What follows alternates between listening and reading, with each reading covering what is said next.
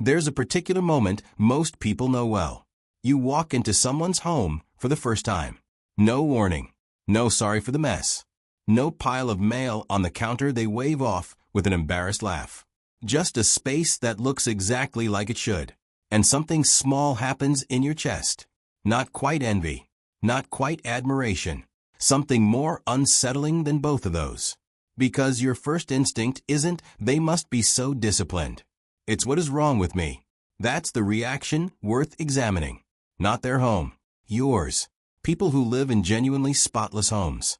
And I mean consistently, not just before guests arrive, are not operating on more willpower than you. They're not waking up earlier.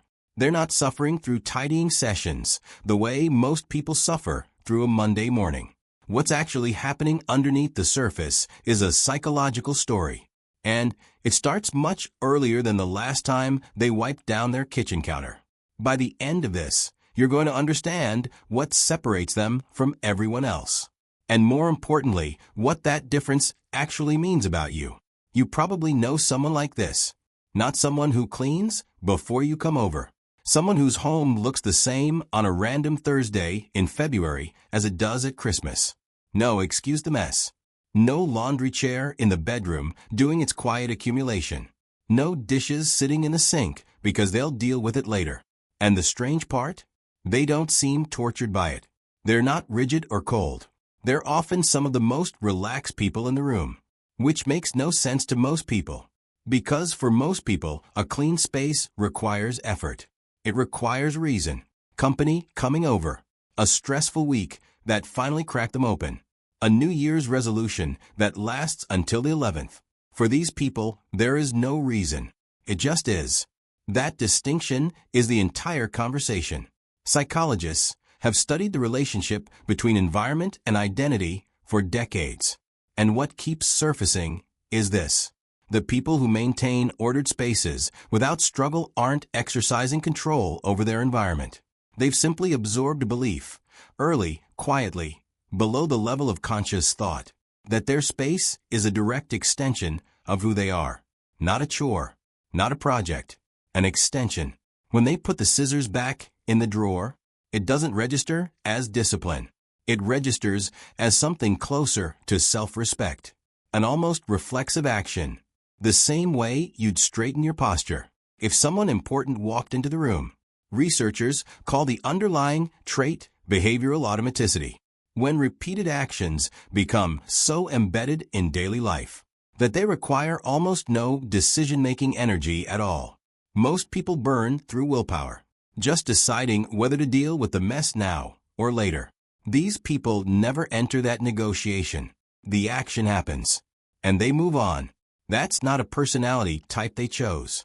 It was shaped, slowly, usually before they were old enough to realize it was happening. Children who grew up in homes with consistent structure. Dinner at a recognizable time. Spaces that had a reliable logic to them. Routines that didn't shift unpredictably. Didn't just learn tidiness. They learned something far more foundational. That their environment was something they could trust. And when you grow up trusting your environment, you naturally maintain it. Not because you have to, because it feels like the baseline. Anything below that baseline feels off, in a way that's hard to name, but impossible to ignore. Contrast that with someone who grew up in genuine unpredictability. Not necessarily poverty, not necessarily dysfunction in the dramatic sense. Just inconsistency. A home where the rules shifted. Where order was never a given. That child's nervous system learned something different. It learned that the environment is something that happens to you, not something you shape. And that wiring doesn't just evaporate. When you turn 18 and get your own apartment, it shows up in the pile on the kitchen table. It shows up in the bathroom cabinet you never quite sort out. It shows up in the chair. You know the chair. Here's where it gets uncomfortable. There's a third type of person. The one who cleans at midnight, when something is falling apart in their life. The one who reorganizes the linen closet, the night before a difficult conversation they don't know how to have. Who scrubs the baseboards during a period of grief, or anxiety, or something that hasn't fully surfaced yet. but is pressing hard against the inside of their chest. This isn't the same as the person we started with. Not even close. What's happening here is the brain doing exactly what it was designed to do. When faced with a problem it can't solve, it finds a problem it can solve, and it throws all available energy at that instead. The relationship is complicated, exhausting, and emotionally unresolvable, at least tonight. The bathroom tiles? Solvable. Completely. In 25 minutes. With a visible, satisfying result. The brain gets the hit of completion it's been craving. The cortisol finds somewhere to land. And for a while it works. Until it doesn't. You've probably done this. Spent an afternoon making everything immaculate. Felt genuinely lighter for maybe an hour. And then had the exact same weight return. Like it never left. That's because the weight was never about the mess. The mess was just where it was living, while you weren't ready to look at the actual source. So what actually separates the person who maintains a spotless home effortlessly from the person who cleans only when they're spiraling? It isn't motivation. It isn't habit stacking, or a better organizing system, or a color-coded label maker. It's identity. The person who naturally maintains their space does not think of cleaning as something they do. They think of it as something they are. And that sounds like a small distinction, until you try to change a behavior without changing the belief underneath it. Because here's what every organizing book and every decluttering trend gets completely wrong. You can implement the most efficient system ever designed, and within 6 weeks, it will look exactly like it did before. Not because the system failed, because your sense of self quietly rejected it. If some part of you still believes, at a level below logic, that you are someone who lives with a certain amount of disorder, the system has no chance. You will succeed at becoming who you actually believe you are every single time. This is not a moral judgment, but it is information, and it's the kind that tends to sit with people. Your home on a regular weeknight is one of the most honest things about you. Not the version you stage for guests. Not the photo.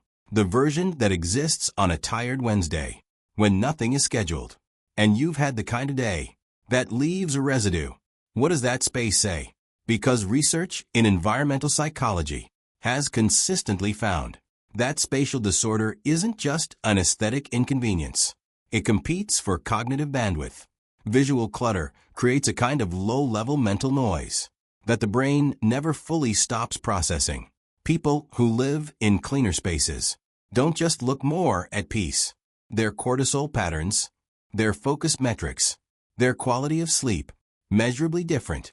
The spotless home isn't a result of someone having their life together. For many of them, it is how they keep their life together.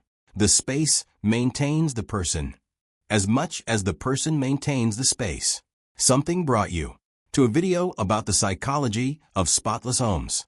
Maybe you live with mess, and you've stopped seeing it until moments like this, when something pulls your attention back, and you feel that low, quiet discomfort that doesn't quite have a name. Maybe you're the spotless person who has always felt slightly misunderstood by it, like your need for a clear counter gets labeled as uptight by people who've never experienced what it actually does for your nervous system. Or maybe something shifted in your space around the same time something shifted in your life, and you've been so focused on one that you haven't fully looked at the other. The home has a way of showing you things before you're ready to see them. That's not poetic. That's just what decades of behavioral research keeps arriving at. The question isn't really about cleanliness. It never was. If something in this video landed differently than you expected, sit with that for a minute. Don't rush past it, because awareness is the first movement. Everything else follows from there. If this gave you something real, a like takes 2 seconds, and it genuinely helps this kind of content reach people who need it.